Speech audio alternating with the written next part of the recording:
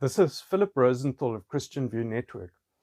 This week, the Parliamentary Committee on Finance considered a bill that, if passed in its current form, could shut down almost all the non-profit organizations in South Africa.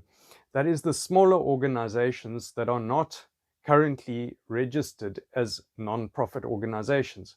Now, the bill is called the Anti-Money Laundering and Terrorism Financing Bill, which sounds like something that we would all want to support. And yes, in principle, we want to stop money laundering in South Africa. And more of a threat, the reason why Parliament is trying to push this bill through in a hurry is because the international community is threatening to grey list South Africa as an investment destination because of the corruption that is happening in this country.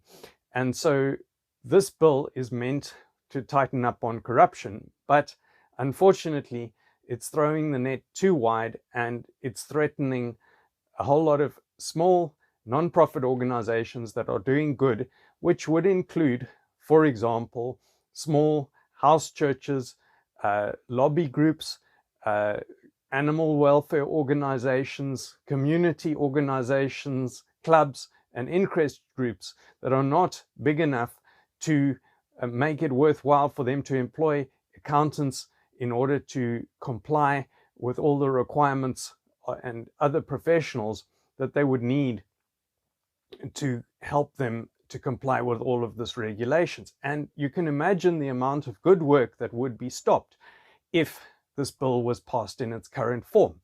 Now, to make matters worse, if that did happen, the non-profits in this country tend to follow a life cycle. So small non-profits grow bigger, and if one is to kill off all of the small non-profits, you will kill off the future big non-profits.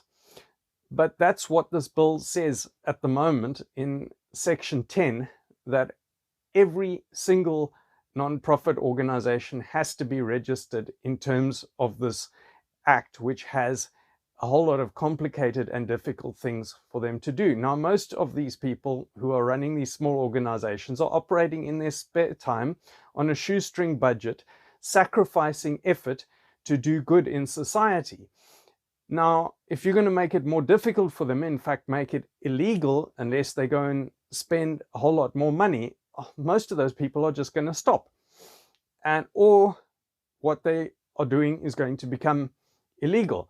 Now, that is really unfair, because the consequence that we have of government corruption and the breakdown of our law enforcement organizations like the National Prosecuting Authority and SARS, who have been weakened in their ability to deal with real financial crime, is now resulting in the threat to punish small organizations that are doing good. So that is the bad news. The good news is that we found out about this, and together with many other non-profit organizations, put in submissions on Monday this week.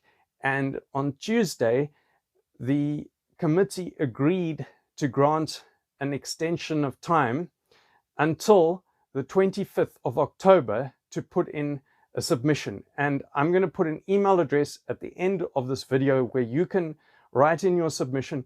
Ask Parliament, please, not to include this provision of Section 10, at least as it is, because it is completely unreasonable to require every single non-profit organization to register in terms of these complicated and difficult and expensive requirements, which would effectively shut most of them down. Please speak up while we have the opportunity.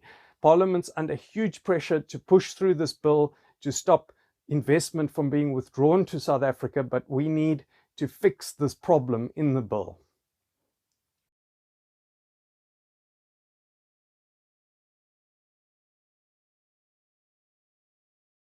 What can I do? Learn, pray, speak, and give. Speak up straight away by sharing this video to Facebook or WhatsApp, subscribing to this channel. You can sign up for our email list and follow our Facebook page. And if you're able to give, that will also be a great help.